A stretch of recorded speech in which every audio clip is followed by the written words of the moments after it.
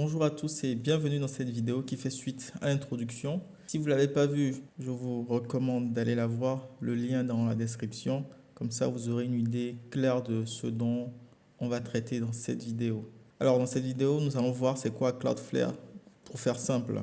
Parce qu'aujourd'hui, Cloudflare est devenu assez énorme en termes de services offerts qu'il est un peu difficile de lui donner une définition simple. Mais nous, on va faire simple. Alors, c'est quoi Cloudflare? Cloudflare, c'est une entreprise américaine avec un vaste réseau informatique opérant sur Internet et elle fournit des services permettant aux entreprises, mais aussi à vous et moi, d'augmenter la sécurité et les performances de nos applications web. Je ferai plus tard une vidéo pour présenter un peu leurs autres services. Maintenant que vous avez une idée de ce qu'est Cloudflare, nous allons voir comment protéger nos sites et services web avec. Alors, comment on sécurise son domaine avec Cloudflare? Tout d'abord, il faut avoir sous la main un domaine dont on est propriétaire et s'inscrire sur Cloudflare. C'est l'étape 1. Comme vous le voyez, j'ai déjà 2 domaines enregistrés, mais nous allons en ajouter un fictif pour que vous voyez comment ça marche.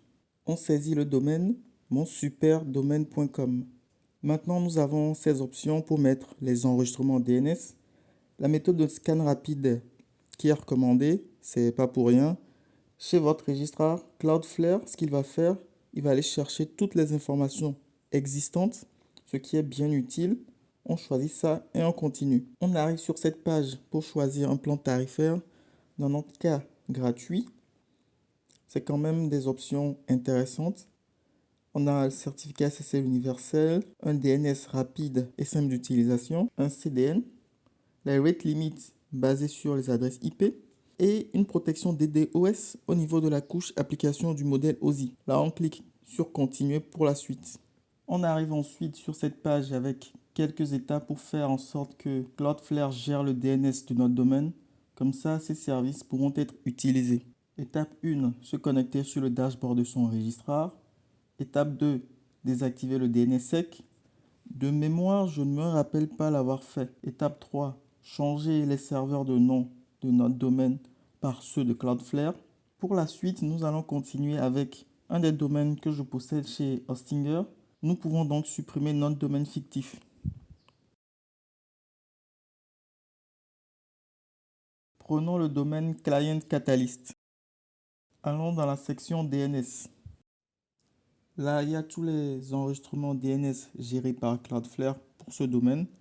Vous verrez la protection DDoS et tous les avantages de Cloudflare tient dans une affaire de proxy. Je vais feindre d'ajouter un enregistrement DNS et donner quelques précisions sur le mode proxy et le mode DNS only. Avec le mode proxy, non seulement Cloudflare gère la résolution DNS, mais en plus il fait office de proxy entre les requêtes de vos utilisateurs et votre serveur, ou là où se trouve votre application. De cette façon, Cloudflare peut protéger votre application des DDoS, optimiser les réponses de votre application, par exemple ajouter la compression gzip ou Brotli, la mise en cache, ajouter des entêtes HTTP en plus, etc., etc. Avec le mode DNS Only, seule la résolution DNS est faite. Nous allons voir la réaction de Cloudflare quand on met un enregistrement de type A en DNS Only. Le message est assez clair. L'IP de notre serveur est exposé. Activez le statut proxy pour protéger le serveur d'origine. Je remets comme c'était avant. Une dernière pour la route, le mode Under Attack. Vous avez sûrement déjà vu son effet avec GitLab par exemple. Avant que vous ne puissiez accéder à la page, on vous demande de prouver que vous n'êtes pas un robot. Voyons ensemble ce que cela donne. Impeccable.